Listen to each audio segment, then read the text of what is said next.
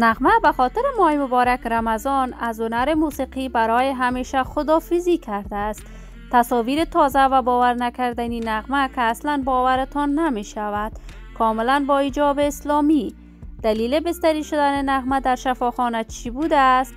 حقایق و رازهای بزرگ نغمه که در طول هنر موسیقیش افشا نشده بود از زبان خودش فاش شد. من در این ویدیو پیرامون حقایق همین ماجرا خواهم پرداخت، پس در ادامه با کانال دنیا اینفو باشید.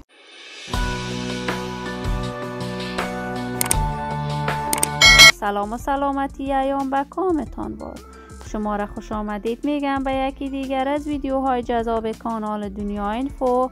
برای حمایت از من علامت سابسکرایب را فشار دهید تا از ویدیوهای دیگر کانال دنیا اینفو هم آگاه شوید. نغمه هنرمند بی‌بدیل، خوش صدا، ناماشنای افغانستان. نغمه بیشتر از 4 دهه می شود برای هنر موسیقی در افغانستان خدمت‌های بی‌بدیل خودش را انجام داده است. آهنگ‌های نغمه در میان مردم افغانستان از کودکان تا جوانان، از جوانان تا بزرگسالان طنین انداز گوش‌هایشان بوده است. نغمه با منگل در سن نوجوانی ازدواج کرد و در آن زمان نغمه با منگل و کارهای هنریش ادامه داده بود و آهنگ‌های بیشمار ثبت و نشر کردند. اما به دلیل اختلافاتشان در سال 2006 از هم جدا شدند و این دو رخت سفر به کشور امریکا بستند. نغمه در کشور امریکا به بار دوم ازدواج کرد ولی فرزندی ندارد. یکی از دختران نغمه و منگل همسر شفیق مرید می باشد و دارای 3 فرزند است.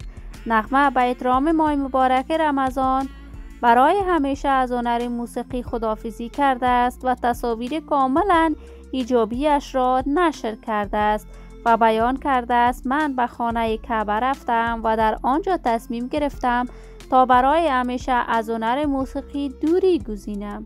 من هم آرزوی موفقیت، سلامتی و کامیابی برای بانو نغمه از بارگاه عزت منان خواهانم. همراهان و دوستداران خوبم، شما هم نظریاتتان را در بخش کامنت با من شریک بسازید. این ویدیو را با علاقه‌مندان و طرفداران نغمه و منگل به اشتراک بگذارید. اگر تا هنوز دوست کانال دنیا اینفو نشدید، پس برای حمایت از من علامت سابسکرایب را فشار دهید تا از ویدیوهای دیگر کانال دنیا اینفو هم آگاه شوید. صحت و سلامتی برای هر یک از شما خوبان آرزو دارم. تا درودی دیگر، بدرود.